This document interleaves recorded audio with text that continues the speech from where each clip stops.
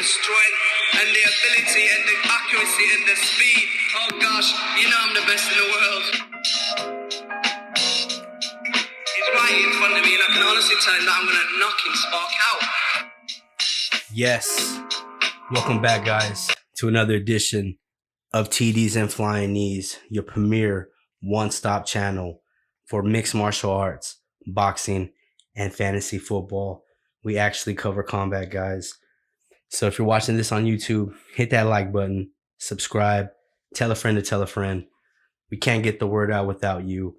And if this is your first time here, we get into news, rumors in the MMA and boxing world, and also fantasy football.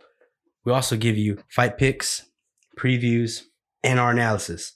But I can't do that without the help of the League of Extraordinary Gentlemen.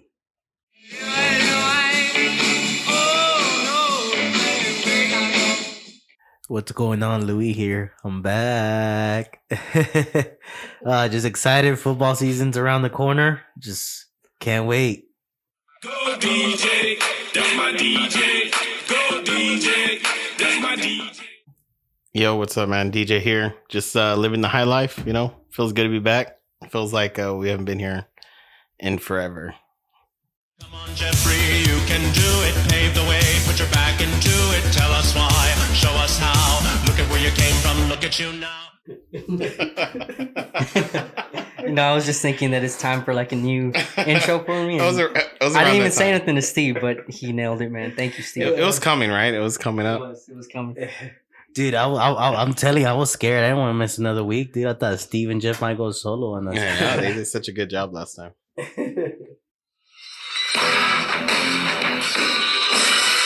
You know what it is, your host with the most, Smooth Steven Cruz. All right, guys. So first things first, let's kick it off with some MMA news, rumors, and fight announcements. All right, guys. Yeah, I got a good amount of fight announcements this week, so let's get into it. In the welterweight division, Alex Oliveira will fight Nico Price at a UFC event on October 2nd. Also on October 2nd, in the women's flyweight division, Antonina Shevchenko will fight Casey O'Neill. In the women's flyweight division, Jessica Ai is going to fight Andrea Lee at a UFC event on November 13th. Also on November 13th, in the lightweight division, Lando Venata will fight Tucker Lutz.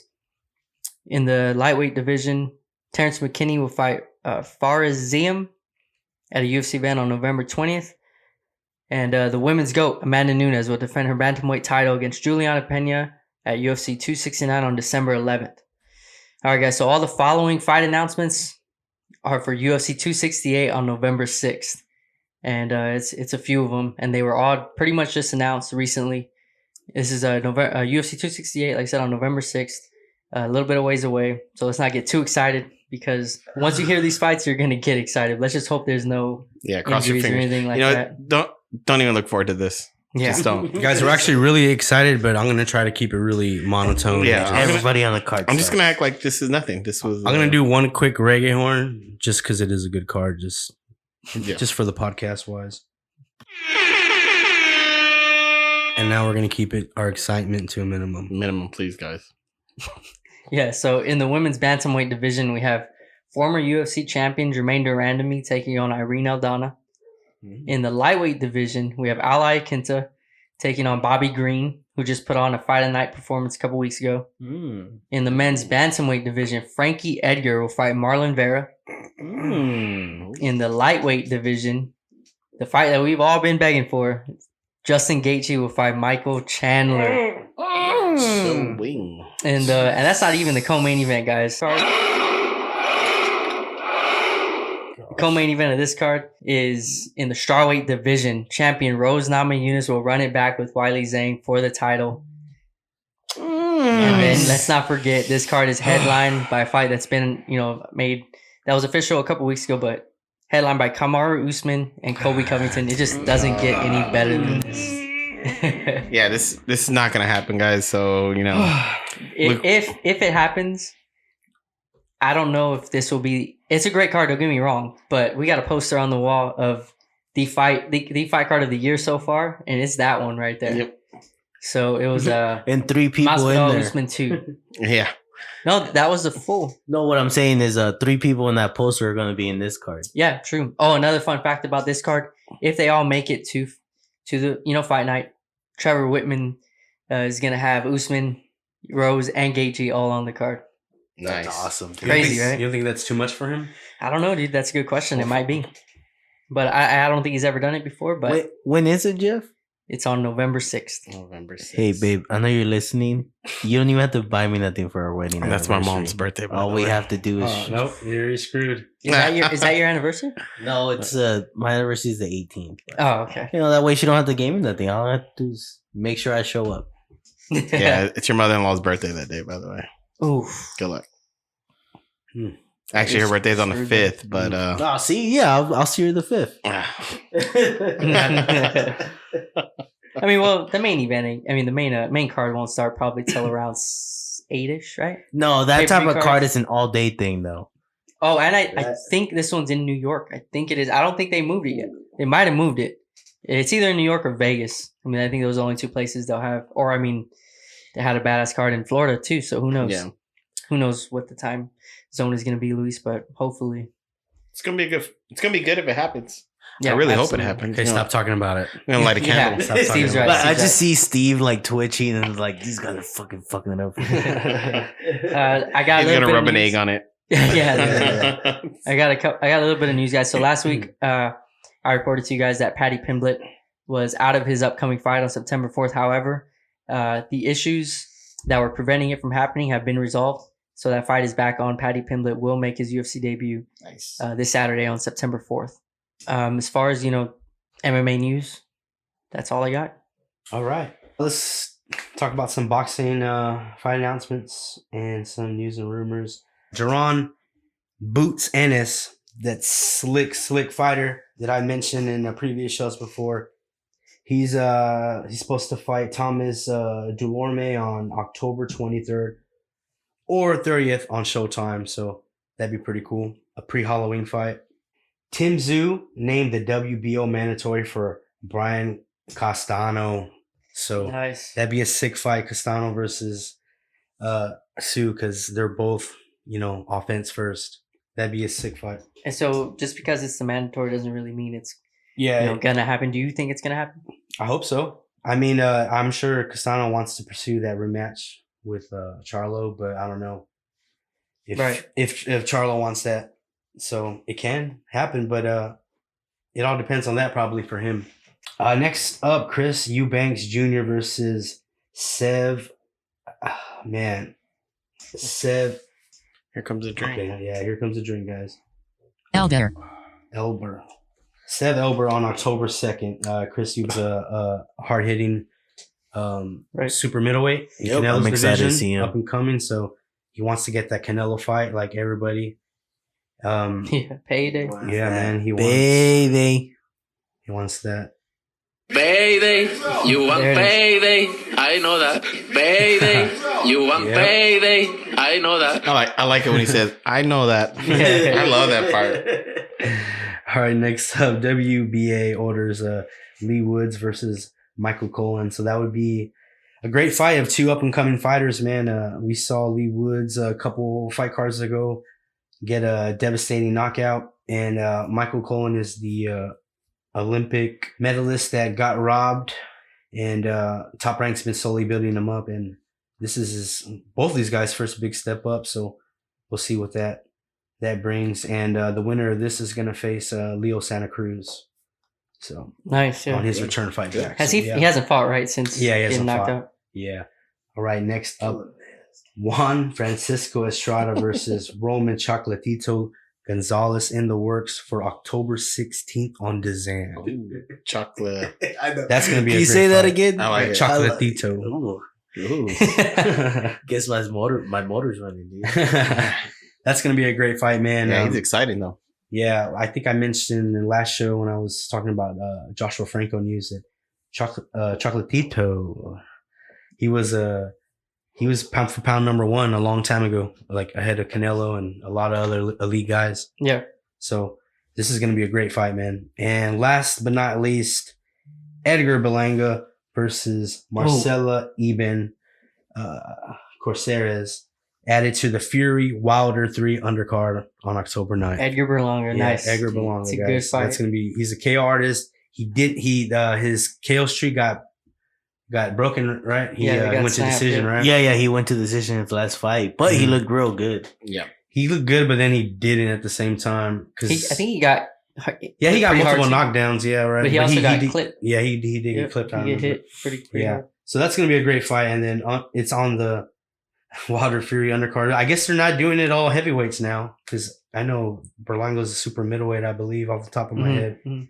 All right, and that's all I have for boxing news and rumors, and kick it off to Jeff, and we're gonna get into the fight reviews that happened over this weekend.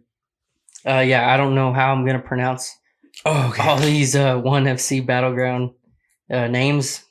I guess you want to go ahead and do it? See if you got that phone right there that I hope. Yeah. Well, in the main event, it was a Muay Thai bout, and it was City Chai versus Tall One Chai, and City Great Chai. fight. Yeah, City Chai defeats Tall One Chai by split decision, and it was a great close fight, man. And on the co-main event, Yeah, this is the hard one. Dej Damrong versus Doji Banma. Yeah, Doji Bama. There you go. Saved you from a drink. Turns back the tables with time, man, and gets a second round knockout, man. Another He great looked good, fight, man. man. That was a good fight. Yeah. Yeah, they were both for good fights. Entertaining fights. Early in the morning. Yep. Yeah, you can't go wrong. I think it was around card started like at 7:30. These two fights we just mentioned, the co-main and the main event were around 9, right? Something like that. 9:30. Yeah, they were about 9 o'clock when they came out.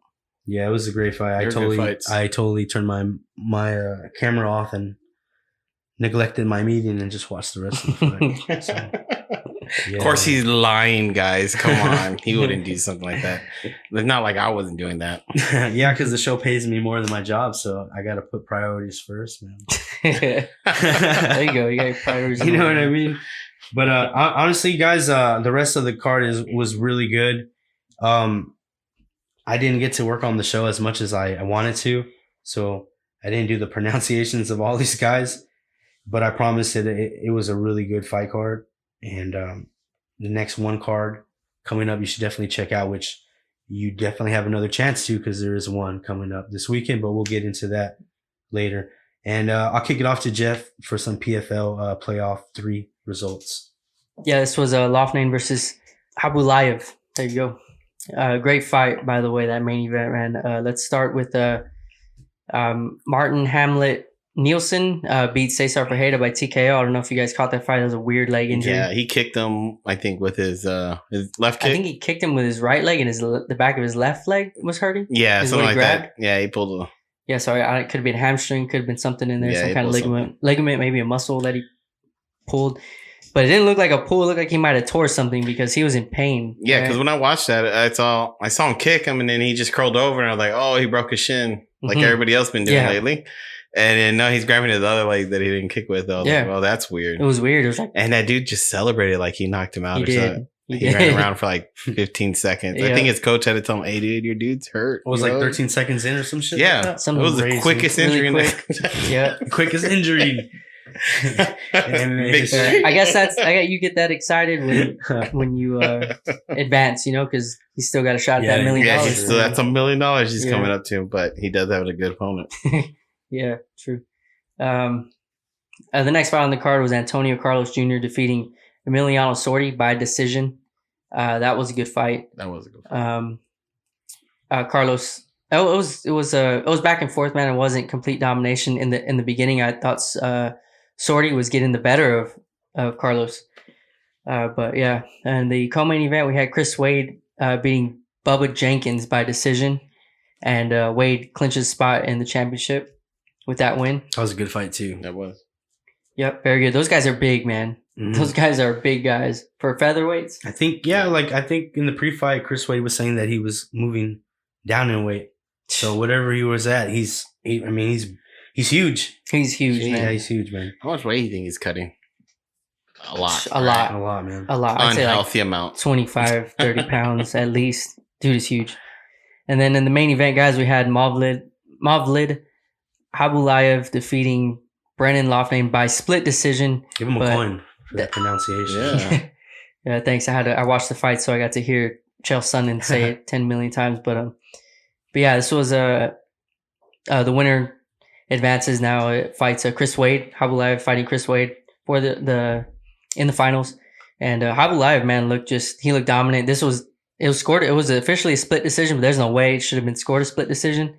Loughnane, he got dominated in my opinion. But it was a good fight. It was a grapple. There was a lot of grappling going on, but Habulaev doesn't have that boring kind of grappling where he just lays on you and looks to kill the clock. He's offensive. He's trying to smash you. Reminds me of Khabib a little bit. He had a pretty good slam. That's who's his coach, right? Yeah. He comes I was out about of to say Khabib is still undefeated as a coach, undefeated? guys. Yeah, man. Just letting y'all Sick. know. yeah, he It comes was- out of Eagle MMA Academy, which is where Yeah. all these Khabib Yeah, all these I think that's guys are coming out of there. That's like is that the key to unlocking like your full potential? Is just being around a bunch of dudes that are always like all up on each Hey, other. you should shaking just send Kevin think- Holland Holland over there. You think at one time, like the government's gonna come up to the Khabib Academy and just try to train soldiers for him and shit? He goes, all right, first you got to wrestle a bear. Yeah. Yeah. That's the initiation, right? What? Hey, you had a baby bear. Why could I get a baby bear? If you watch this fight, guys, like I don't know about you guys, but just watching the way Habulaev moved, to me, like I could just see Khabib's style in him, the way he moved. It's hard to explain, but if you go watch it, it's just like it's there, dude. The Khabib, you can not saying that he's, you can compare him to Khabib's greatness. I'm saying the style. He's like Which he Khabib off uses. a Wish. Yeah, there you go. Because he was already bleeding, and everyone else Khabib don't bleed in Yeah. fights. Oh my god. Right next to the ad or about the crack pipes and like assless pants. No, but like I think in a few years, on a serious note, that fighting style it's gonna be recognized. Like, Yeah. it's that Dagestani style, that Khabib or that Eagle or what's it called? Eagle what? Academy. Academy. Academy. MMA. You know what I mean? Just like Yeah, they got something right. it's it's the dominant grappling game, man. That's what it is. They grab you. You and- get people worried. It messes with your stand up game too, man. I mean, when you're worried about someone taking you down, it just and affects yeah, it's weird when they get a hold of their opponents. Their opponents look completely different after that. Yeah. It's like they realize they were messing with somebody that is out of their league. you. And that's what it's been like with all their fighters coming from that place. Yeah, when you're standing across from one of those guys, like the whole game plan, how long your fight camp was to not get taken down. And then the fight's gonna start and you're thinking, don't get taken down. And it's always in your head. So Yeah, it's You know almost what I like mean? it doesn't even really matter how great of a striker you are, because you're not, if you fight one of these guys, you're not going to get to strike to your full potential because you're always going to be worried about a takedown. mhm. So you can't even like be comfortable striking with them because you know what's going to come. I think that's what happened to Conor McGregor when he got dropped by Khabib. Yeah. It's not because Khabib was, this is on the same level striking wise as McGregor. It's just McGregor was expecting a takedown, Yeah. like, Not a punch in his not face. an overhand right. but yeah, awesome. It was a good card, fun card to watch, guys. I'm gonna move on to the UFC Vegas 35.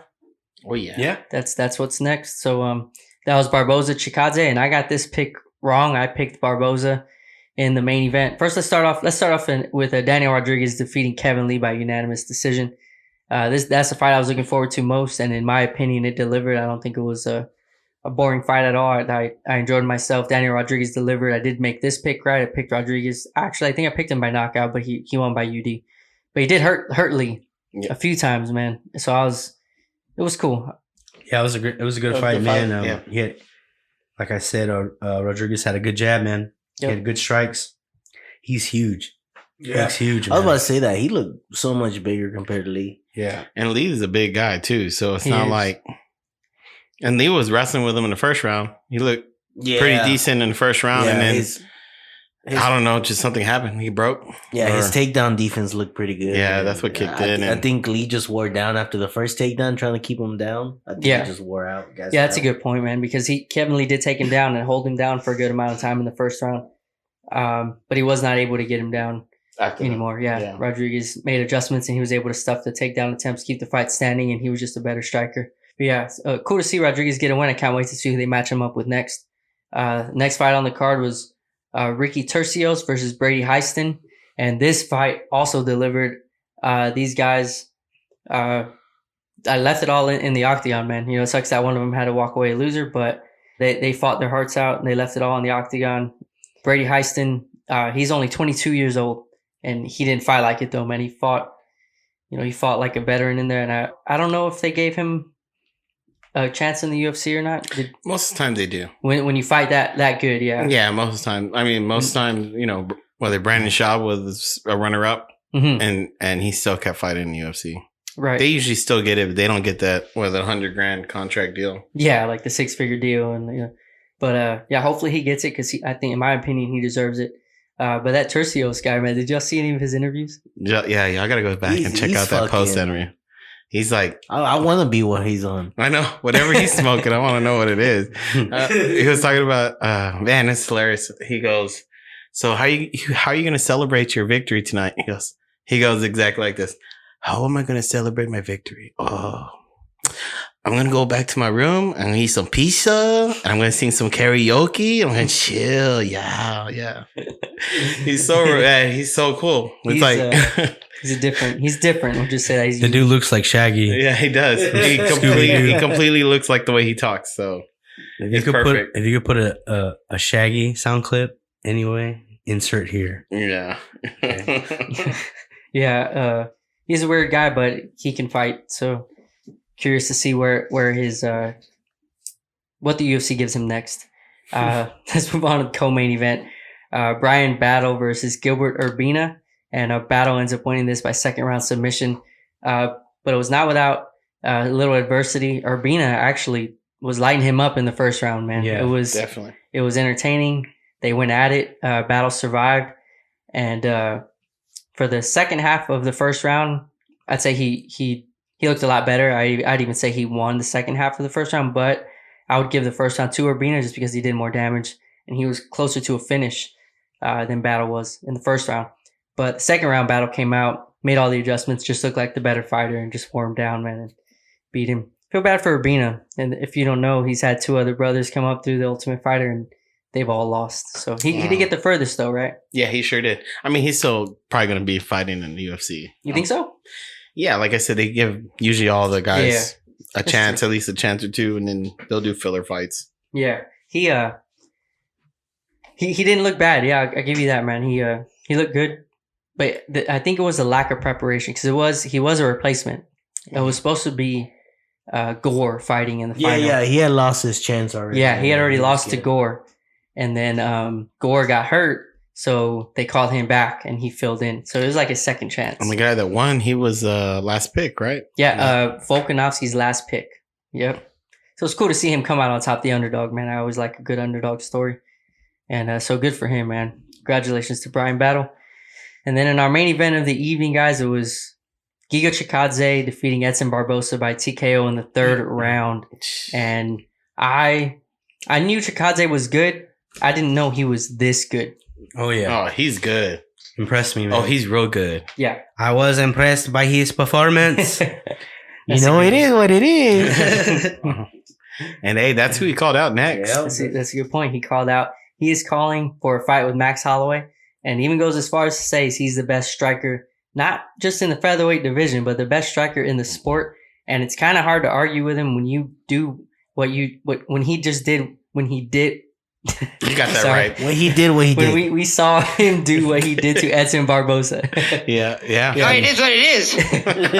Sorry about that. No, that was good. But yeah, man, what he did to him, amazing. It's a tongue twister there. No one does that to Barbosa. It's exactly, man. Like if you're gonna dominate Barbosa, it's because you take him down and beat him up. That's correct. Like Kevin Lee did, and I believe Khabib did. You grind him out. Yeah, That's you the only grind him way. out. But I've never seen anybody just outclass him on the feet, and that's what happened, dude. Giga Chikadze did it.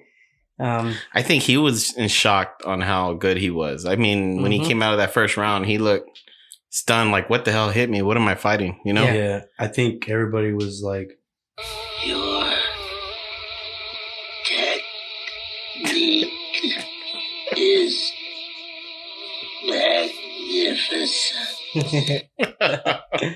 It was magnificent. It was. I was not a Chikadze believer before this fight, but I am now. It proved me wrong. I picked Barbosa by knockout, and I was just stunned at how good Chikadze looked in there, man. Oh, and he's a cocky guy too. After that post-fight interview. Yeah, calling out Max. Mm-hmm. I don't know. Yeah, he's great. I wouldn't count him out. After that, I won't count him out completely, but I would still lean towards Max. I don't think Max will stand at kicking range. I think his IQ is through the roof. He would know to be in, get in close. Yeah, he would get in close. He'll make Chikadze use his fist and not let him get his kicking game going. And which he did in this fight too. So it wasn't like he wasn't using his fist. It was like it wasn't he kicking him the whole fight. Yeah, he was. Yeah. So it'll be a good fight. I wouldn't be opposed to seeing it, but as of right now, I really Max Holloway's fighting Yair Rodriguez. So we'll see what happens. I think, by the way, Max is going to do the same thing to Rodriguez. I think he's going to get right in his face, making boxing. Rodriguez boxing is nowhere near Max's level, nowhere near Calvin Kattar's level, nowhere even near Brian Ortega's level. That's what I was going to say for Chikadze. It could be Kattar could be a good matchup for him. That's good. Next. I would lean towards Chikadze in that one. I think between Chikadze and Rodriguez, I think Chikadze is just like a much better version of Rodriguez. A cleaner. Yeah, just like a more polished striker. Rodriguez is kind of wild. He throws really good kicks and he's cool to watch on TV because he's entertaining. But I think Chikadze is just levels above him. So I would give Chikadze a way better chance to beat Max Holloway than I'm giving Rodriguez. All right, guys. Next up, you saw on Saturday afternoon around 1 Central Time, Frank Warren's Queensberry promotion. And it was Kakashi versus Woodstock. Kakashi? And Kakashi. That sound clip on the last show was funny, right? It was. It was good. All right, and we saw superstar Anthony Yard make his return, and he got a devastating first round KO, which I was excited to see him come back, and that means he's gonna fight Lyndon Arthur, the rematch. So I can't wait for that. The co-main event, which got a lot of hype, more than the main event. Akeem Ennis-Brown loses against Sam Maxwell, and I didn't think that Ennis-Brown lost. Yeah, I didn't see that either. I'm more about who's the more aggressive, right? Yeah, and even though Ennis-Brown is a defensive, like slick, weird moving kind of guy, he was still. You're right, DJ the aggressor. A little bit more. He was aggressive the whole time, and he looked goofy though. He does have a goofy style, right? Yeah, he does. I mean, but he was goofy and he's real slippery, man. Pretty slippery. Yeah, that's exactly how you look. Slipping all them punches. But a good fight regardless. And in the main event, Kakashi dominates Woodstock, gets that UD. Great fight card. You can't go wrong with that at 1 o'clock, man. And in the main event of everybody's night, Jake Paul versus Tyron Woodley. No, it's the meme. Meme event. There you go. Dude, there you go. That's nice. Dude, he's one of the best commentators ever. He was so slick all night. He was slick with that. Dude, it was him? Yeah, that's what he said. Ronaldo. Yeah. I almost said it right. Mauro Ronaldo. He goes, and for the meme event of tonight, I'm like, dude, he did not say the meme event of tonight. Have y'all looked up that prank? Because him and Boss Rutan used to work together in Pride. There's a video of Boss pranking him where he's supposed to interview Crow Cop, and he gets Crow Cop to pretend that he's mad at him. So basically summing up, I don't know exactly what he says, but it's basically saying like, why are you interviewing me if you're talking shit? Shit about my performance. Right. And Crow Cop that's prime Crow Cop. Yes. He's a murderer. Scary, dude. And you just see homeboy's face go. I didn't say it. He's getting nervous, dude. Hilarious, guys. Check it out, man. Check out that prank. Probably getting sweat stains in his suit.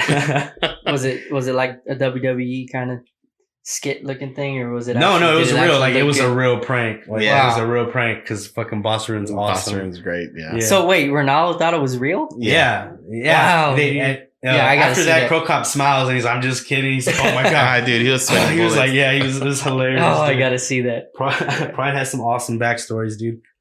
All right, opening up the card was Tommy Fury versus Anthony Taylor, and honestly, it was like a warm up. It was 4 rounds, guys.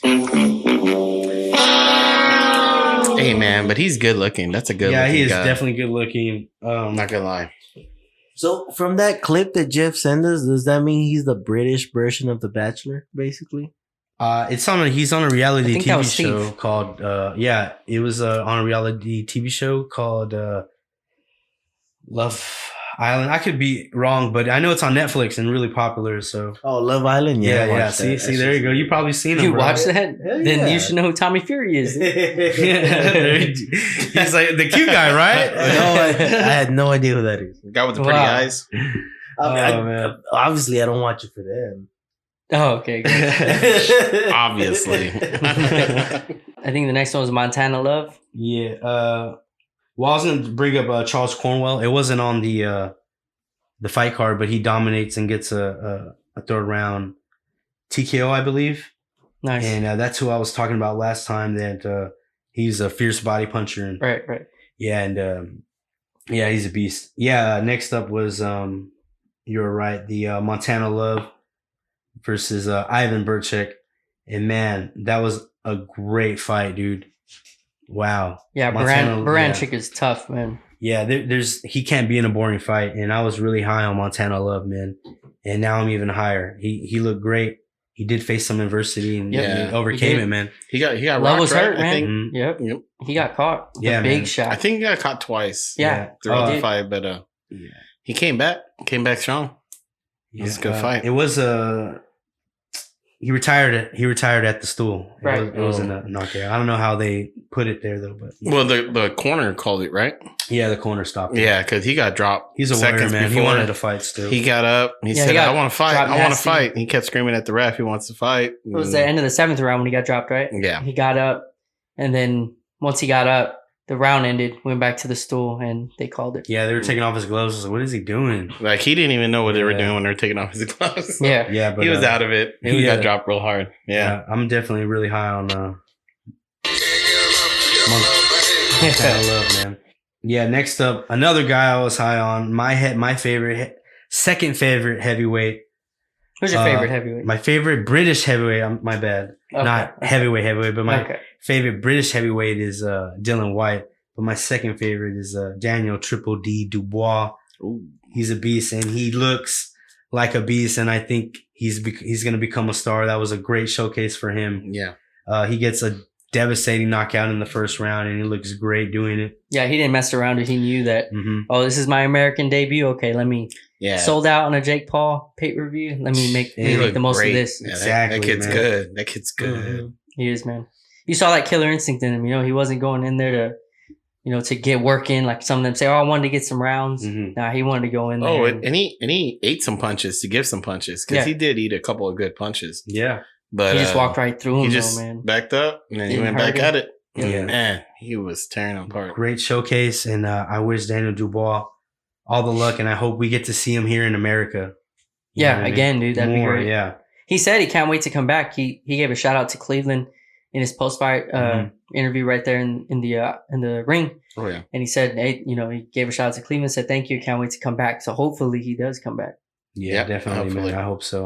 Like I said, I'm really high on him, and I've been high on him. We mentioned him shows and shows and shows ago, Yep. guys. Yep, You heard it first, guys. Exactly. You heard heard, it first from Steve, Smooth Steven Cruz on There you go. TDFK. There you go. Next up,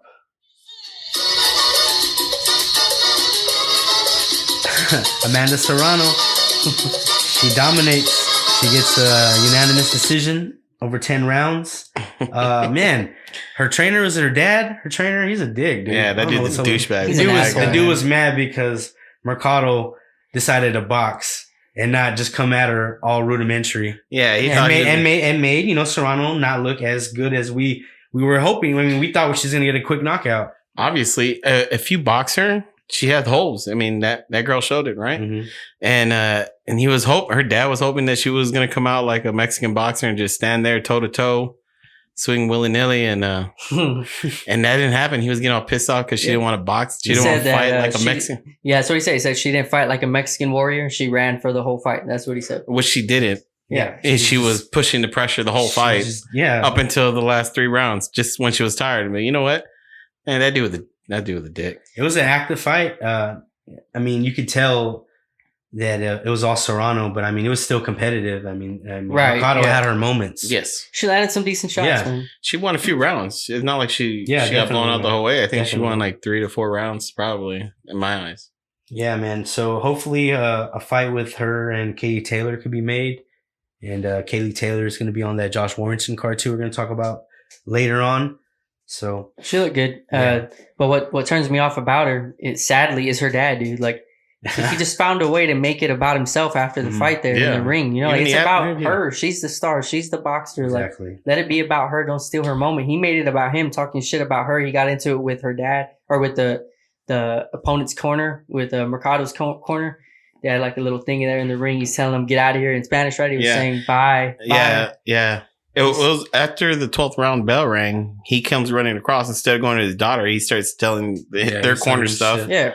telling them crap about how they didn't fight like a Mexican and stuff. And then when the cameras came on his daughter for the interview, you see him behind her yelling Yeah. over her, telling Yep. those guys, see you later, take off, start Yeah. walking. And then trying to get on the mic as much as he can. The last time he tried to get on the mic, I'm so happy Ariel didn't let him get on. Yeah, Ariel's professional. I like I liked Ariel in there. Yeah, man. The last show I said she looked like a female Triple G. She didn't look too much like him, but she did cut the ring off like Triple G though. She did. So yeah, I mean, she did look good. Yeah, definitely the better fighter. All right, guys. Next up, the main event: Jake Paul versus Tyron Woodley. Let's just start with you guys' thoughts. What do you think? Main event of the weekend. Dude, that was probably one of the best fights I've ever seen in my whole entire life. Yeah, I mean, if I wasn't a boxing fan already, if I saw that fight, I'm a boxing fan now. You know what I'm saying? Oh, Yeah. man. He's joking, by the way. I just hope that I do see a bunch of young kids being attracted to this and wanting to watch. You know what I mean? So I just hope that means that instead of that kid wanting to join football or basketball, he'll join a boxing gym or even MMA gym. You know, Yeah. Yeah, 'Cause, absolutely, man. that's what we need to happen. The better athletes yeah. to come over. Because what we're seeing is like, Or even better. What are you Yeah. trying to say? The well, better I mean, athletes? Even better, a just wrestling gym, guys. But remember, any wrestling kind first. Wrestling first. of, any kind of just combat just to see the next. You know what? You know what I mean? Yeah. Yeah, yeah. Just 'cause, I got you. Just freak of nature athletes. You know what I mean? Just instead of he could been a NFL player. I mean, imagine him as a fucking heavyweight or something. You know what I mean? Yeah. Yeah. And you know what? It's man, I hate saying shit like this, but you know, people always talk about boxing being dead and it's losing its fans and Mhm. things like that. And you get these freak shows like Jake Paul, Logan Paul fighting, you know, these weird fights. You're calling out MMA fighters, people 2 times their age, you know, Yeah. and they're going out there and they're doing a decent job. You know, Yep. people hate them. They're paying money to see them lose, and then they have a following of millions of people who are watching them win, which they are doing, and it's just gonna make more fans for boxing, which is great. You know, that's more fans. People are gonna get into boxing more, and Yeah. like Steve was saying, people are gonna start joining a gym, looking into becoming a boxer, and All because they saw Jake Paul. it's crazy. Yeah, You're gonna it's see 'cause that, it's, right? It's because it's kids, man. Hey, Like, It's crazy though, Yeah. right? All the Yeah. boxing stars out there. But there's going to be some kids that go try to box just because they saw Jake Paul. You know, you're gonna be seeing them It in is the weird. interview Mhm. 15 years from now. You know, it's when I saw Jake Paul, you know, beat the shit out of Tyron Woodley, you know? Yeah. Yeah. That's what made me join a boxing gym. That Yeah. shit is crazy. That'll be crazy. That's gonna be Fuck, crazy. I'm gonna but- try to save that sound clip. Fucking try to play it 15 years from now. I know, that's I'm telling you, Try man. to see where we find the first one. I know. yeah, but pretty much the fight in a nutshell looked like 2 guys that are new to boxing. That's what it looked like. Exactly. It's exactly what it looked like. Yeah, it looked like one guy didn't want to win. I've been to a couple of pro fights over here in my town that are guys that are green making their debut and stuff like that. And this is what it looked like. But Paul did look like the better boxer, man. He had a really good double jab. He kept throwing that overhand right, man, and kept barely missing. Paul's so long, and he should have I think threw a straight right, man, instead of throwing that overhand. He yeah, should have extended more, man. that's a thing, right? When fighters get knockouts or finishes with a certain punch, Yeah, they try to get back to the they same. try to go back to Yeah. that punch, and that's what it looks like he's stuck on. I mean, he's still young. He's still a young boxer. It's not like, and I don't see this guy going big. You know what I mean? He's just doing these freak show fights, which is Yeah, same here, dude. I don't. it see is him. what it is. But we got a good undercard on that fight. It was a great undercard, guys, and I hope you guys paid attention to it because I told you it's the real main event. That whole undercard, you got to witness a bunch of great fights, man. I wish Tommy Fury would have looked better so that Jake Paul fight would have happened, but he didn't. Whatever. Everybody else looked great. I mean, that Montana. Except for Tyron Woodley. Yeah. Did he get that tattoo? After Tyron Woodley, I don't know. Let's see if Good he gets point. that tattoo. But Tyron Woodley really disappointed me, man. There was no urgency from him, dude. It was just he did the bare minimum. I don't know how a judge gave him the fight. Yeah. That was a gift. That's what I've been telling y'all since the last fight he had. I mean, he's just been looking like he's just there for the paycheck. Yeah. Yeah, I mean, just didn't expect that against Jake Paul, but He disappointed a lot of people. He disappointed MMA community. right. Most of That's them. exactly what I was going to ask. And don't forget Mama Woodley. Mama Woodley, yes. Yeah. You know, most importantly, he disappointed her. Dude, what does that say? Because we have people that are fans of just MMA and just boxing. hmm Like, what does that say for MMA when a boxing guy goes a novice? I don't think that he even Who's the counts as a fourth? boxer, right? He doesn't count as a But boxer. doesn't That's the that thing. even make it look worse? Yeah, That's exactly. exactly A what it novice boxer who's Well- his fourth fight ever beat one of the greatest welterweights of all time, who does have knockout losses and can strike, not a striker. Like, Not what does can't that throw a say, punch. dude? I don't know. He's 39. I don't give it too much weight. I don't think it matters too much. If he beat Tyron Woodley when he was the welterweight champion of the world, I think it means I mean, there's more. a lot of factors here. Yeah. He's fighting someone who's almost 15 years older than him. Yeah, he's old. He's 39, bro. Yeah. And he's fighting someone who's And he has a massive size advantage. Yeah. Let's not forget about that. who doesn't fight that way. He fights at 170, you know, and Right. they fight at what, 195, right? 190. 190. Yeah. So he's picking smaller fighters, older fighters. Yes. He's not picking the best fighters. He's cherry picking. Well, the thing, he's cherry picking because he's still barely learning how to fight, though. That's the thing. He's Yeah. still his fourth fight. I know that. That's the thing. His fourth fight, he beat a legend. And Yeah. that's why I think they're trying to get him to fight, you know, Fury. I think he loses that. I think he does. Fury Yeah, looks definitely. a little. He looks like in. No, I mean he didn't impress me, but I mean he looked like he more looks like he's technically been throwing sound. boxing for a little bit. Yeah. He looks I like definitely he give would Jake jab him Paul up. credit, man. He was much better than I thought he was going to look. I think if he boxed for a little while longer, I think, you know, what you were saying earlier, Steve, about throwing that straight right, I think he would eventually develop that, and that would make him so much better if he did start throwing straighter punches and not just, you know, that wild overhand He's super long. right and hand. big, Yeah, he's man. long. Well, he looks super long compared to Tyron Woodley. Mhm. He's fighting these underside, you know, Askren and Woodley are just naturally smaller dudes than him. Yeah. Like, look at their stare down before the fight. That one I sent to y'all, that real intense stare down. He looks massive compared to Woodley. Yep. You know, so I'm not going to say it's easy because it's not. Like I said, I give him credit. He did beat Tyron Woodley. I don't think it should have been split. It should have been unanimous. I think he clearly won, but he's been real smart about who he picks. And so, yeah, it's like a mixture of Paul looking good and Woodley just looking like he didn't want it, dude. Just looked like he didn't want to win. Could we talk about what's the issue with all these fans seeing that Willie won? That's true. A lot of people were saying he Maybe won. they just hate Jake Paul, man. Or maybe they just, you know what? A lot of people, they're new to boxing and No, it was a a lot lot of- of fight, a lot of a lot of pro fighters, and what's her name? Clarissa Shields said Shields. Tyron Woodley came forward the whole fight. He landed the better shots in the fight. He Well, won the fight.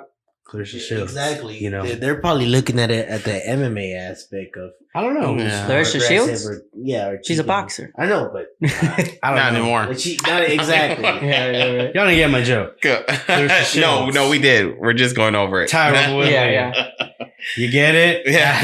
No, and that's funny because that's what I was telling Jeff about that some comedian, he's a dumbass, but he was saying, oh, it must be nice to have white privilege to get, you know, the numbers like that. Like, come on, dude. There's nothing about Really yeah. pushing it to that. Wow. Yeah, I mean, there's nothing like that. I mean, it's just ridiculous talk, you know. But Yeah. it is what it is.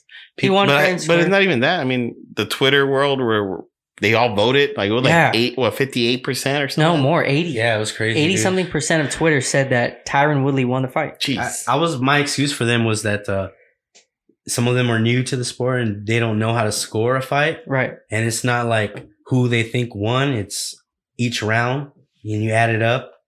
Yeah, You know what I mean? Not yeah. well, Tyron hit him hard and almost knocked him down. So Almost knocked I him think down. he was closer to winning the fight and beating him. So that's why. You know what I mean? maybe. That's not a justifiable like that's like when you watch the fight with casuals or whatever, and you're trying to explain why you didn't win, you know, and they don't get it. That's not. You have to score the fight round by round. Yeah. I don't know. Unless you're fighting in one championship. Yeah, and just- you don't. Yeah, that's true. For some reason. I don't know why the fuck they do that, dude. It's fucking weird. To encourage more action. Well, it looks like a fucking normal fight to me. I don't think there's any more action than, you know, a Bellator or MMA or a UFC fight, you know? I just think it's so much easier to score it. Like, why have rounds? Why not just let it be 15 minutes of fighting? Ooh, Don't stop old me. days. Because you need What time was to the price? rest. What was the price? No, prior to the first round was 10 minutes. 10 minutes And the first round. The next 2 rounds were 5.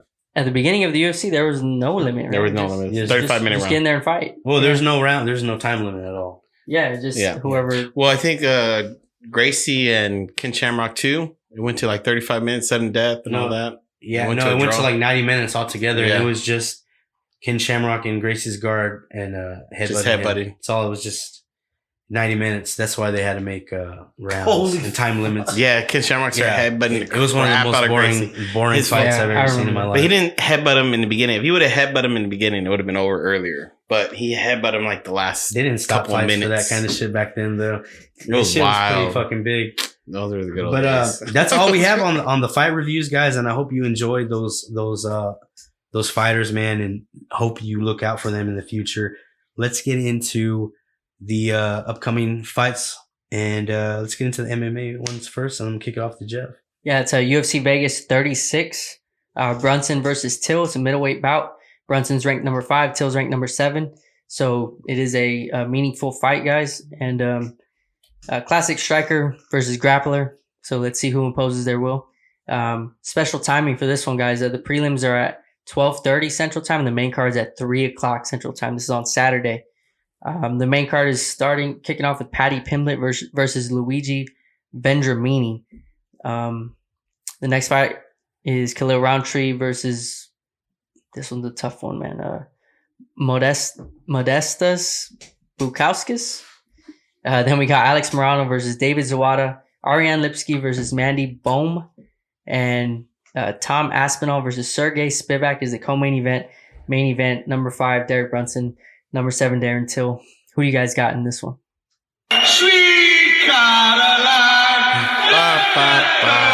That's my pick, baby. Till, first round knockout. Yeah. Ooh. I'm going with Till on decision. I feel like he's going to be able to stuff most of the takedowns and going to be able to dominate in the feet. And I just hate that I'm going to have to listen to a Till interview. Oh, he's a good Yeah, guy. man. Yeah, Till definitely has good stand up. He has power. Ask Masvidal. He's the one who confirmed that was one of the hardest hitters he's ever been hit by. Yeah, And, yeah, he did say And that. he has every fight, his takedown defense gets better and better. Masvidal also said that Usman is one of the softest hitters he's ever fought. And look what happened to him. Did he take a nap during that fight? I think so. Yeah. And I can't wait to see Khalil Roundtree again too. He had some great leg kicks in that. What's the Brandon Elkers fight? Was it Elkers? I don't know the first Anders. name. Anders. Eric Anders. Yeah, man, he was leg kicking the shit out of him. But I think homeboy, who I'm not even gonna pronounce his name again, but I think he's gonna get that win, man. I think he's a little bit better. Modestas Yeah. Bukowskis. Golly. But I'm looking out for that fight too, man, and definitely the debut of Patty, man. I got Patty by sub. Patty by sub. Yeah, but homeboy, I can't even pronounce his name. What's his name? Vendramini. Luigi Vendramini. Benjamin. He's a live underdog if there is one, and he's a big one on verdict, guys. So if you're looking to get those big points, that's a good underdog pick. But I like Patty, man. I've been seeing him tear it up. So we all going the Darren little Till? Unanimous? You got Darren Yeah, I Till got too? Darren Till. Okay. All right, yeah. I'll go Darren Till. Darren Till by knockout. All right, and we went a little out of order because let me see. The True. Dana White Contender Series is tomorrow. I'm just mentioning that, guys, because Wednesday. I mean, what is there to do on Wednesday? Maybe you could watch Netflix with your girl and then have your phone out, and you can watch the Dana White Contender Series. Not going to mention any fights, but just letting you guys know. All right. And then guess what, guys? Friday morning, 7:30 Central Time, One Championship Empowerment. In the main event, we got Xiong Jingna versus Michelle Nicolini. I like that. Yeah, man. Damn, Steve. Yo, man. Good, dude. Nicolini. She's one of the greatest Brazilian Jiu-Jitsu female practitioners ever. And Wow. Xiong Jingchang. Wait, I said that one wrong. My bad. You said it wrong. Come Xiong Jingya. She's a fierce striker, man. I was watching some highlights, man, and it's just fierce. Like, she sees red. It kind of looked a little like a technical Vanderlei Silva, man. Because I saw her landing some fucking knees and some fucking sick soccer kicks. Trying to take a head with Devastating. By the dude. way, this is all women, guys. I don't know if you're The whole card is all women's. It said the first in history, but it's not. They had some all women tournaments back in the early 90s. Well, weren't they I don't trying know to do what it's this? called. They were trying to do this. Yeah, it a got while canceled back, right? because somebody got COVID or a couple people did or something like that. But is the main that, and event? it's kind of sexist if you Is it think about MMA? it. yeah, I think so. Okay. Yeah, it's MMA, and that's the main event. Nicolini versus Jinan. Yeah, yeah. It's a vicious, overwhelming striking style versus slick, smothering grappler. And in the co-main event, you got Sihi Ham versus Denise Zumba Zumban Wangang. There you go. There we go. Zumbang Wangang. She's a Filipina. She's a boxer style, man. She's sprawl and brawl, constantly moving forward, putting pressure. And Sihi Ham is just pretty much the same what I mentioned, but better, man. That's actually looking forward to this fight, man. It's gonna be really good, and that's the co-main event. And then another fighter who I was high on, Stamp Fairtex. This is a rematch. She lost her O to Alana Rosahina, and this is the rematch. Stamp was 7 seconds away from victory, and then she got caught in an armbar. Oh. So I'm looking forward to this rematch, loss. man. Yeah, definitely 7 seconds away, man. Staying undefeated. Yeah, ask Chill Son and Ask GSP. Yeah, there you go, man. Well, Matt Hughes is some. And then another fighter who I'm not gonna mention the whole card. I'm just mentioning notable fights. Another fighter I'm high on, and I think it's the dark horse. And by the way, guys, this is the Autumn Weight Grand Prix tournament that all these women are fighting on to get a chance to fight Angela Lee to get a crack at that belt. Itsuki Nice. Android 18 Harada. Android 18? Yes. Oh, nice. That's cool. Hey, my bitch look like Android 18. Rolling up some weed while I'm sipping no Pro. Yes. I'm really high on Harada, Android man. 18, Yeah, she's a beast, dude. She's the dark horse in my tournament. A skilled, dangerous grappler, dominant, top game, slick submissions, and good ground and pound, man. She's 4-0, I believe, and all finishes. Shit, I hope she keeps winning. I like that intro song. Yeah, dude. And she looks like Android 18. You should look her up. She's a cutie patootie. She throws big shots to set up her takedowns, man. Dan Henderson style. She throws the overhand right and just shoots. Did that kick, the leg kick, and then throw that over? No, she doesn't do leg kick, but she does the overhand right and then shoots. She looks That's cool. it's pretty I like sick, that, though. man. And the opening bout to that is a kickboxing bout, guys. So this is all action, man. I don't think this is going to be boring at all. Yeah, there's one kickboxing fight and one Muay Thai fight. This is going to be a great fight card, guys. I promise you. And just real quick, too. Glory 78 Badahari versus, man, I cannot pronounce this guy's name. Warzowski? I'm butchering it, whatever. But Glory 78, Badahari is a kickboxing legend. It's on Saturday. I do not know what time, but if you are a kickboxing fan, check it out. I'm going to try to look for that stream, but you can watch it on Glory. Next up, the main event, in my opinion, we have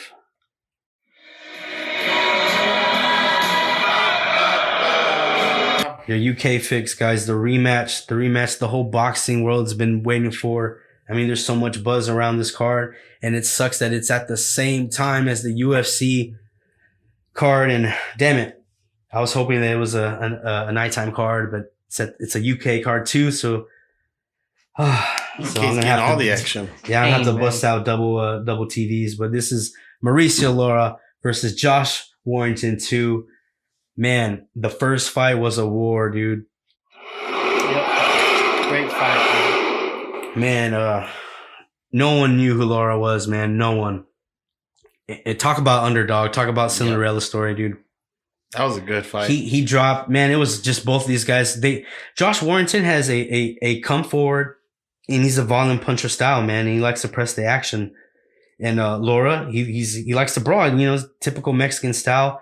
He likes to get inside and just throw power punches, and he's willing to take a shot to give a shot.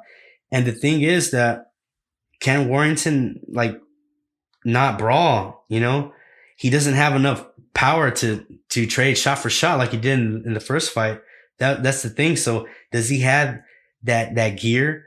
Does he have that skill set to box off the back foot and work off the jab? I don't think so, man. And that's why I'm picking Lara to get another stoppage, man. I cannot wait for this fight, man. And in the co-main event, you got Kaylee Taylor versus Jennifer Han. Kaylee Taylor is another hyped female boxer, man. She's the WBC, WBA, IBF, and WBO champ. And I don't know if it's opening in the bout, but it's another highlighted card. The probably like one of the best fight that we talked about. The return of Conor Benn. He's gonna fight Adrian Granados, man. And Conor Benn is 18-0 with 12 knockouts. Like I said before, he's the UK's answer to the Terence Crawfords, to the Earl Spencers. He's a green prospect still, but he's showing flashes of elite talent. He's coming off arguably his best performance over Samuel Vargas. He annihilated Vargas, man. Conor Benn is a come forward fighter, likes to get in the inside, throw short hooks and uppercuts with bad intention. He's got pop.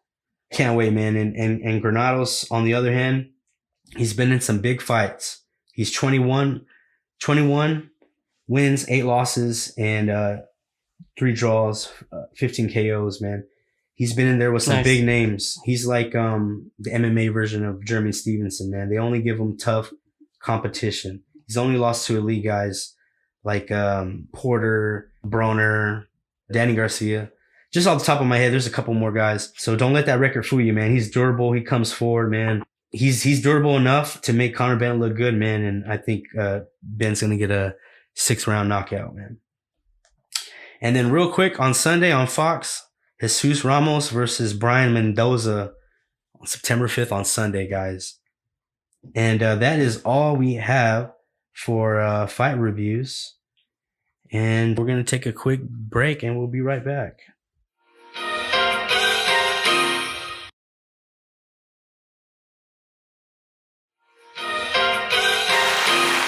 Thank you guys. And we are back with the TD's portion of TD's and Flying Knees, and I'm going to kick it off to Luis. Oh, well, before that, DJ, do you want to do that? Talk about that?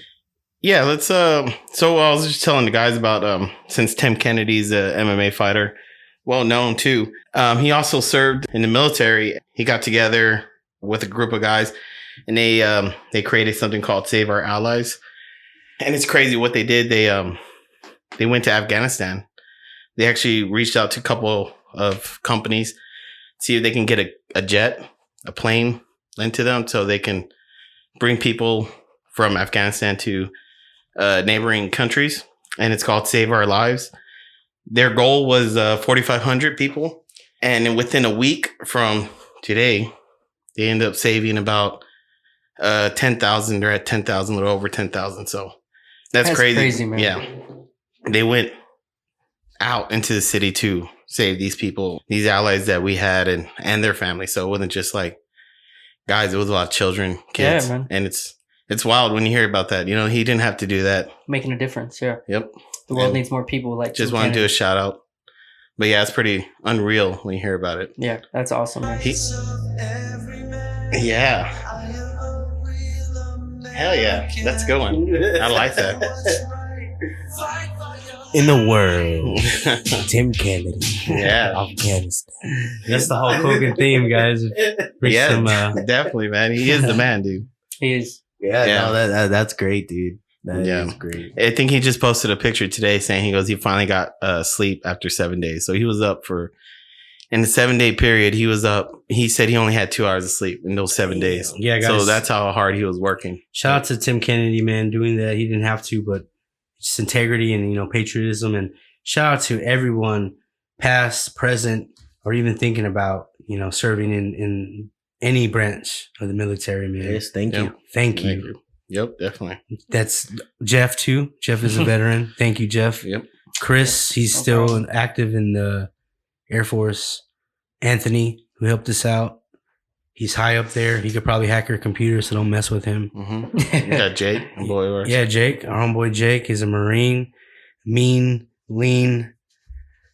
What's it? A killing machine, right? Yeah. Pretty much. So we could go on, man. A lot of our homies. Jamie, yeah. Yeah, my cousin. Shout out to Jamie, DJ's dad, Yep. a Marine as well. So Yeah, I come man. from a family of lots of veterans, man. So thank you Since guys. World War II. Yep. Yep.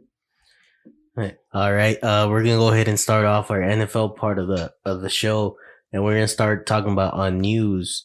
We're gonna talk about Sony Michel got traded to the Rams, I believe for a 6th or 5th round pick, if I'm not wrong. For y'all, does that affect the way you see was it Henderson? Yeah, I think it has to, man. I'm just haven't been high on Henderson.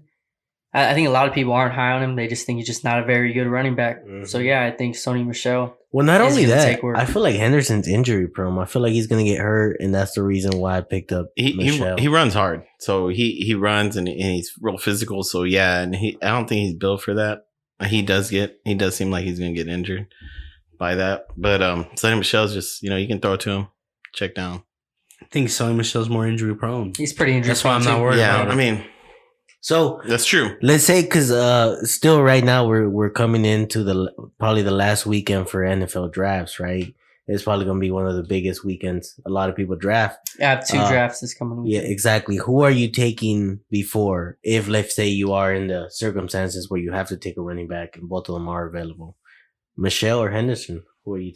If I'm being honest, I'd stay away from it. If you're saying I have to take one, Yeah. Like let's say they're just late rounds, toss ups.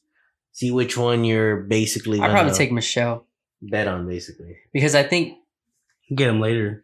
yeah, well, Wait. that for sure. Yeah, you could get him later, but he never really got a chance to be like a feature back.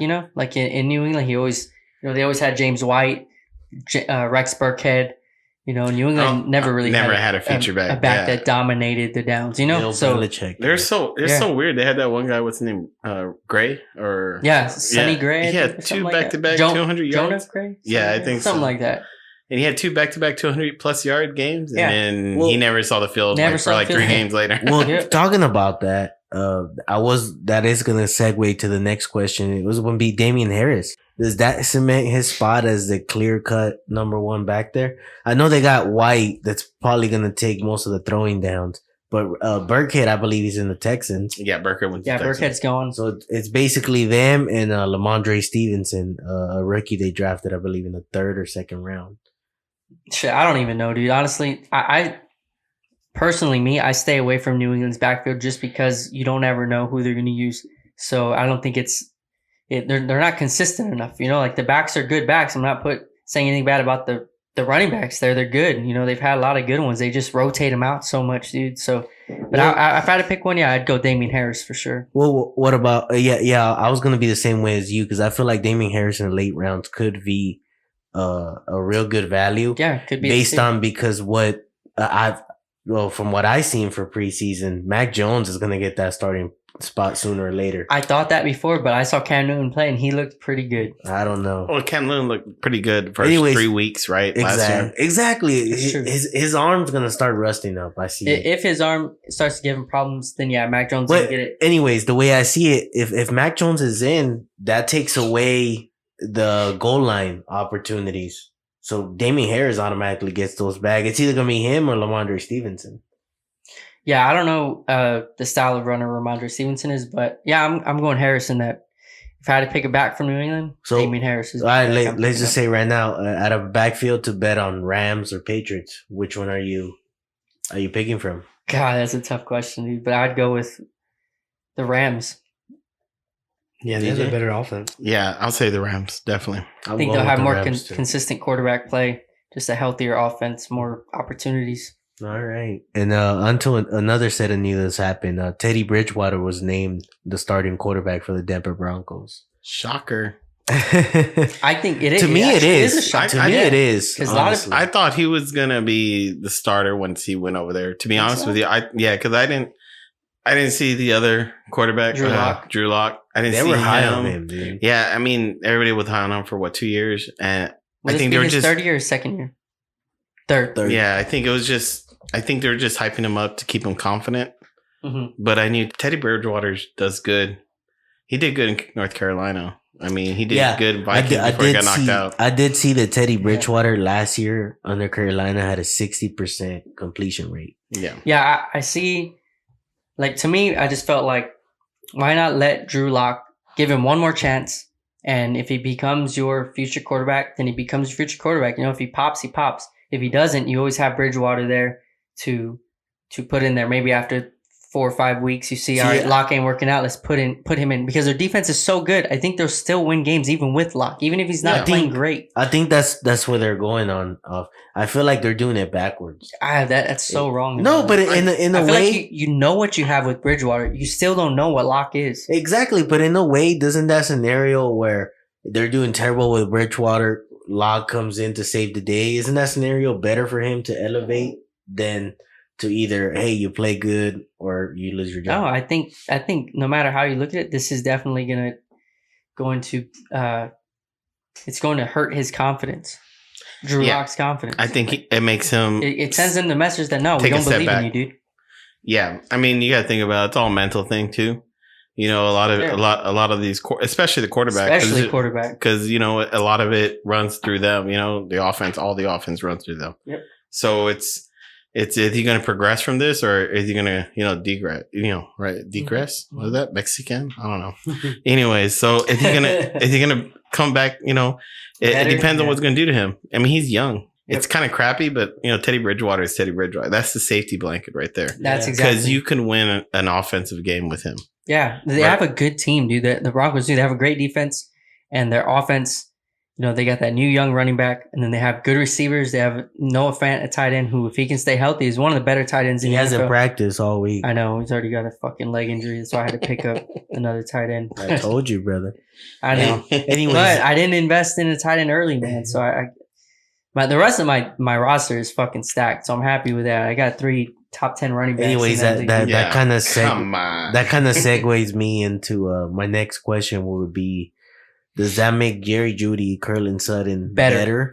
Better. Is Teddy Bridgewater a streaming quarterback now? I wouldn't go that far. I think that if you're in a 2 quarterback league, he's you can get by with him. But I don't think he's gonna put up big numbers. Like, he didn't put up big numbers in Carolina. He had great offense over there. The receivers do put up numbers with him, though. But he won't put up numbers. But it's just not too many touchdowns. Weird, right? How that goes. That's right. Yeah, like Robbie Anderson was consistent last year. With Teddy needed Bridgewater. touchdowns. He had a lot of receptions, but just not too many touchdowns. So I think, and Jerry Jeudy, I think this year he's really going to take a step forward. He's just such a good route runner. I've been watching a lot of and reading on him a lot. And could he catch the ball though? Yeah. Well, see, they said that people were like, "Hey, don't get scared off by his drops." A lot of great receivers dropped the ball in their first season. Metcalf did. Even Devontae Adams had drops in his first season, and they were concerned about Devontae Adams dropping the ball. Now look at him; he's the fucking best receiver in the NFL. So that's true. Just give him a little bit of time. I think Judy's gonna have a great season this year. I think he's a steal, dude. Judy's a steal. On the next set of news, in the last set, J.K. Dobbins, starting running back for the Ravens, is out. ACL tear, I believe, right? Yes. Oof. That hurt a lot of people. Yes. That hurt a lot of people. And if you're hearing this first, and I'm pretty sure you know of it, my strategy will be coming into your draft is don't tell no one. You be quiet. You try to let them sneak to the If you're a seventh. good commissioner, you've already sent a text out to your Yeah, league. exactly. But if you're not a commissioner, you're just part of your league. Yeah, just stay quiet. He's right. Stay quiet. Wait till the 6th, 7th round. If he's still there, that's freaking value. Yeah. That is Who? value. Oh, Gus Gus Edwards. Edwards. Yeah. That is value. Yeah. I doubt it. If you're in a semi-decent league, everybody fucking knows that Dobbins is hurt already. But honestly, he's still going pretty low after. I think after Dobbins, I think he's going in like the 5th. You're right. 5th, He's 6th not round. going as high as Dobbins was going, Well, what is he Exactly, gonna, which I think which is crazy. Yeah. well, he's the number 2 running back, right? On that team. Well, people were saying they were going to split because Gus Edwards is a good back, dude. Yeah. He really is a good running actually last year they both averaged 13 carries a game. Oh, back. I think Gus Edwards compared averaged to more yards per carry. Yes, he did, and he doesn't J.K. fumble. Dobbins. well, compared to Lamar Jackson, he's the number 2 running back, Right. right? Of course, Right, yeah. Come on. Hey, I saw that, right? Y'all saw that where it Yeah, said I saw Lamar that. Jackson's like, I don't understand why they said the number 1 running back got hurt. Yeah. That was a good one. Because I'm yeah. still here. But Yeah. anyways, no. To me, Gus Edwards a value even in the 7th, 6th round. He's still a value. Absolutely, dude. All right. Since the NFL is coming around the corner, there's not that much fantasy to talk about. So this week, basically, we're gonna announce our guys that we are all in, that we're willing to bet are gonna do good, and then we're also gonna do guys that people are high on and that we think are gonna be major upsets this season. So if you really want to call us out, you can come back in this episode at the end of the season and see what's up. And I guess let's go ahead and start on our my guys. I'm gonna go ahead and start off and say my guy that I'm all in this year is CeeDee Lamb. Yep. I think by the end of the year he's gonna be the number 1 option for Prescott. I think he's gonna have the most yardage, and I think if he can be his favorite target in the red zone, he can be elite. Oh yeah, I agree with you, dude. I think he's ranked around the 13, 14 range right now. Yeah, But he has top 5 potential. You for can sure. get him around the 4th, 5th round. Yeah, he has top 5 potential for sure. I think that the Dallas Cowboys are going to be in shootouts this year. I don't think the defense. Like I said before, I think it got a little bit better, but they didn't improve drastically. I think we're still going to have to score, 28 to 35 points, 38 points to win a game. Yes. So Yeah, and I know that, and I also been watching Hard. I know Jamie, don't call me out, bro. I'm still a cheesehead for life. But I've been watching that Hard Knocks. They've been talking good about CeeDee Lamb, man, and that just makes me even more hyped up. It's a about curse, him. bro. Every team that's on Hard Knocks ends up having a shitty season. Oh, that's But- fine. They but can you- have a shitty season. but- CeeDee Lamb's gonna have. who was a on great Hard Knocks season. last year? The Chargers. It was. They were? Yeah, Okay, it was the never mind Chargers then. and the Rams. Oh, Well, the one Chargers of did them- have a shitty season because they lost Derwin James and shooting the show. That's when he had his season injury. I don't know. They season-ending found injury. their franchise quarterback, so that's not All it such a took shitty was a season. needle to the lungs. That's what I'm And saying. The Cowboys, if Yeah, they have a because of a shitty needle to the season, lung. if they have a shitty season, they're gonna find their number 1 receiver. I mean, you put We'll see. a cursed team on a cursed show. I Every mean, maybe something good come out of it. every year for the Cowboys has been shitty for I don't know how long, so it won't be anything different.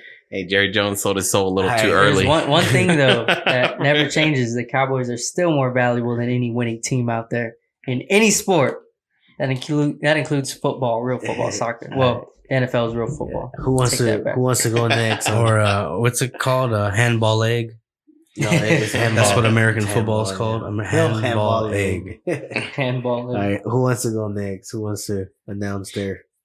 I'll go. I'm going with the guy that I'm all in with, who you can get a few rounds after CeeDee Lamb, Cooper Kupp, from the Rams, wide receiver. I just think that Matthew Stafford is going to be just such an upgrade. He's such an upgrade at quarterback from Jared Goff, and I think if you look at the things that Jared Goff did with those receivers, I think that Matthew Stafford is just going to do even more. I think they're going to be. I think it just takes their offense to a whole nother level, man. Like Robert Woods is already great. Cooper Kupp is great. I think Tyler Higbee's going to take. I think everybody's going to take a step forward, and be more productive than they've ever been. They have a great offensive line, even though they have question marks at running back. I still think they'll be balanced. I think teams they're going to keep teams guessing, man. And they have Sean McVay still over there running the show. So Smart coach. yeah. So yeah, man, I'm going Cooper Kupp. I'm all in. I think that he's going to have a great season, great fantasy season. No, I like that. I like that pick. I was actually debating on that. To me, everything you said is right, and I also think, but I do think that out of that Rams receiving core, only one of them is going to come out elite, and the other one's just going to be kind of half-assing it. And the reason why I didn't pick one is just I really couldn't, you know. Right. So I do believe that you're right on that, and I hope it is Cooper Kupp. But I also said it could also easily be Robert Woods. Yeah, it could. I just think Woods fits that Kenny Galladay mode a little bit more. Yeah. That's why I think you have more of a connection. But We'll see. Cup could have, touchdowns. Yeah, I You think know what I mean? But yeah. Woods he's smooth, just like Kenny Galladay. A little bit different, but it fits a little bit better, man. It's going to be completely different offense. So I don't think that's All right. different. And then now we're going to Steve. Who's your my guy, Steve? Tim Tebow, baby. yes. My reason's because he's a Christian. He's a virgin. He prays. There's no Yeah. way he's a virgin still. He's a virgin, man. He's saving himself for marriage. He's already married. Oh, he is? Oh. So we got later already. He got later. Nice. I like. Nice. No, guys, my second, my runner up is Chris Carson. I'm all in on him because you could get him in the third round, I believe. And I think he shows elite fantasy numbers when he's on the field. And I know for sure as a Seahawks fan, we're going old school style, and we're just going to run the ball. And then occasionally bomb it out to Metcalf and block it.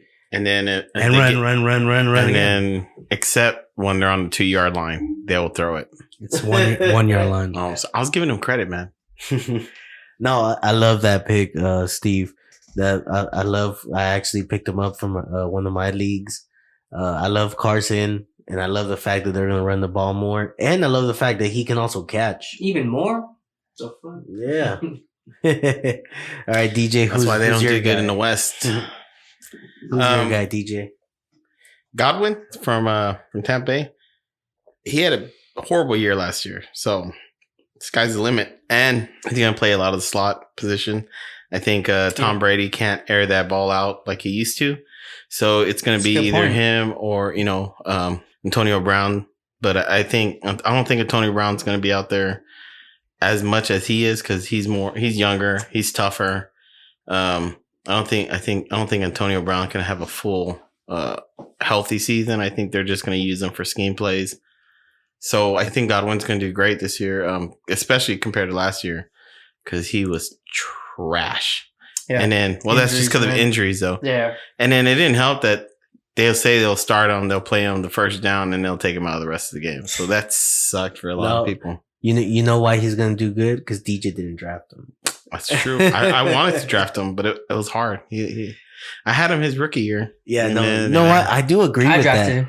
I do. I even remember telling Jeff sometime around last year that you can clearly see if you actually watch a Tampa Bay game and watch their offense, Brady favors Godwin and looks to him almost every time. Yeah, because he doesn't have to force that ball too far down, and he's gonna break away on those slants. I think he's gonna have a great year. Except when he's in the red zone, for some reason they always have a play for Mike Evans. Yeah, which he's big, so might as well throw it's a it big up, target. Throw to the big guy. So. I think the only thing that regressed Godwin last year was the fact that he just couldn't break away for a touchdown, Yeah. All right. And then now we're going to move on to the guys that are going to be our bust picks. And for me, a bust pick, I'm going to go quarterback. I'm going to go Jalen Hurts from the Eagles. Yes, I know. A lot of people are high on him. They think rushing quarterbacks are the best, but I think he's just so inaccurate. The line didn't get better. The defense isn't that much better. So he's going to have to throw a lot. And other than Devontae Smith, I don't see him having no options. Yeah, that offense that they run is just, it's so weird to watch. Because when I watch an Eagles game and it's like, I don't know what that offense is doing sometimes. It just doesn't work for the way he plays, I think. And that's why I don't think he's going to he's not going to start too long because they got. That's what I was saying. Like I don't know if people understand, but I don't even think the Eagles office likes Jalen Hurts. I mean, you over here they're trying to trade for Deshaun Watson. They traded for Minshew. So it's like, who knows if Hurts even lasts this the whole season? Yeah, I don't think he fits that offensive scheme. You know, I don't see him starting more than 5 games, at least. You know, once they start losing a lot. Oh yeah. All I know is this is a bold call, and people are gonna call us out if we're wrong. So he better suck. Yeah, I hope he sucks. I don't like the Eagles so bad. All right, That's Jeff, you want to go on to your guy? Yeah, I'm gonna go with Clyde Edwards-Helaire. Oh, go ahead. Yeah, I'm gonna go with Clyde Edwards-Helaire, the running back from the Chiefs, going as high as the second round. And I just don't think he's worth it. I don't think Mahomes is gonna target him enough. And especially if you're in a PPR league, I just don't see him producing, that type of numbers. I think there are better running backs in that part of the draft that are still available, and I'd be much happier with, more confident in Patrick Mahomes. I could get the ball to Tyreek Hill and Travis Kelce. I don't know. I kind of like him. Well, I kind of like him. Well, only not because of what he can do. I don't like the way he runs the ball or the way they use him. But they did do a lot of changes on the O-line, so things might change there on what he does. Yeah, you're right. Depends if this O-line can work together. If they can work together and the holes are there, they can get in there, As long as someone doesn't steal his Xbox, I think they're pretty fine. They won't get shot, that's for sure. Yeah, do not steal what's the name? Hilaire's? Yeah. Xbox. Yeah. Or you get shot. You will get shot. DJ, you want to tell us your pick? Oh, of course. This is a good one. Mixon? Joe Mixon. I mean, you can't go wrong on someone that busts every year, right? So I'm going to play it safe, I mean, the sky's the limit for that guy. That's a safe pick for a bust. That's true. You mean you should be saying shit like the ceiling is the roof for that guy? Yeah. Anything is for that guy, man. He can. But no, fuck no, dude. Everybody's on him, dude. Every year. If I could pick Mixon as my guy every year, I would. And it's funny. I'm trying to mixing it up. Every year, it's not just us, but it's like other people that play fantasy. They're like, oh, Mixon's year for like 3 years straight. You're damn right. When is his year gonna come? I've been waiting this for this. year. This year. I don't know. And I don't fucking have him. Still sucks. So we'll see. I wanted to draft him just to trade him out, like for a kicker or something stupid, because I can care less about that guy. But I think Mixon has like the highest ceiling to floor ratio. Yeah, I get what you're saying. Yeah, he could be easily, really, really bad. Exactly. Really he could easily be top 5 and he could easily bust and get hurt and just fuck you over. He can easily be his past 3 years, or he can be better. Exactly. His rookie year was his best year by far, though. Yeah, I guess that's why everybody liked him. That's where he got me. Yeah, that's where he got Steve. But he wasn't like that great his rookie year. It was like every other game. He just looked great. It's not the fact that he was great. He looked real good. Yeah, people look good though. I'm not gonna argue. Yeah, Steve. So as I open up this box of cigar right here, because I am a gentleman, and I puff on this exquisite warped Grand Reserva 1988. I'm confident to tell you with this big hot take that Montgomery is going to be a bust. Oh, David Montgomery. Yes. Hey, he went high on some draft So leagues. he finished high. Finished like number 6 last year, I think. Guys, they added Damian Williams, and they also got Tariq Cohen. Tariq Cohen, he catches the balls, and they paid him like 20-something million. He's going to be getting those. Yep. And when you want a workhorse back, you want him to catch the ball. So, and then Damian Harris, he was good on the Chiefs, like decent. You know what I mean? He caught some balls too, but I think he's more of a runner. If I could be mistaken, I think but you're right. That's why I think not so much of a bust, like you can't start him, but I mean that potential workhorse running back of catching the ball too. It's not gonna. I don't think he's gonna deliver to where you drafted him at. Yeah, Right. I could see that. I could see that he won't get the workload. He won't get, and if he does get it, it's not where it's going to be for him, because Coleman. Tariq, yeah. Yeah, Tariq Cohen. Yeah. He's a speedster. That And he was guy's hurt all quick. year last year, right? Mm-hmm. And then, I mean, he had competition back there, so maybe that might push him. But I can see him being a bust. Yeah. I really never played any attention to a lot of the Bears running backs. They always have a history of I haven't paid attention to a Bears running back since Matt Forte. yeah. Well, they always got a history of getting hurt. Back to Matt Forte, right? Mhm. You know, he was always hurt. Who else was? And there was a running back that was supposed to be real good. He got hurt, and then Howard came in and stole the game. You know, Jordan Howard. yeah. Okay. So, but yeah, I can see that. All right, guys. Anything else? Oh, Well- good luck on y'all's drafts this weekend. Oh yeah, yo. guys. Good luck, guys. Yeah, good lucks on all. Good luckses on all your drafts. Just make sure you study. Make sure you prepare. I wasn't happy with my draft, but you know Go with your gut. it happens. That's how you end up in the I did dress get if you everybody I wanted, but at a price. I didn't get to get How many leagues you in, Steve? Just one? just this one in Jennifer's work league, my wife's work league. You can't say that, dude. That's all right, man. I don't think anybody done this. Okay, cool. Yeah, I just wanted to focus more on the show because I know I'd be all up on my phone. Yep. It's fantasy time. I'm just looking at my fantasy team, I, looking at articles, sleepers, That's- everything. Part of the show, too. Yeah, I know, but the thing is, then I'll come in with being selfish, like, nah, I didn't actually do the show and the fight reviews or nothing like that, and that's what's gonna suffer. And I can't do multiple leagues and the show yeah. because then it's gonna suck I'm on going my to do part. it. I like the teams that I got on both my leagues. I think the one with all of us are in it. I think I got an okay team. Yeah, I like my Um, team in the IDP league, too. But the one with Luis and Jeff, I like that team better. That's a good team. Oh, I love my team in that one, So, too, man. It's gonna be good. I've had two drafts. I did win that draft though. Yeah, you did. I You mean, got I an A. I got a B. I got a B in both of my drafts. I've done two drafts so far, and I'm happy with both of them. I think the other one, Luis's league, the TDFK league, I'm more Yeah. happy with that one, and a little more excited, for that one. I like the more traditional, no defensive players, just your offense, defense, kicker, and because that's just more what I'm used to playing. But the IDP is fun, dude. I'm starting to get a little more into it and pay attention to like the linebackers and the Yeah. safeties and corners. Well, I guess not too many corners get drafted. Especially right? It's mostly safeties. When you do IDP leagues, you started noticing a lot of defensive players and what they do. yeah, It's true. it's different from like because when I used to watch the game and be in fantasy, it's like, oh, okay, your focus is all on the offense. Yep. But now you're watching. Now you got to pay attention to both sides of the ball, and you Mhm. start noticing defense, and you start liking it, man, because you Yeah. like these sacks and picks, yeah. and That's how I fell in love with fucking like Luke Kuechly.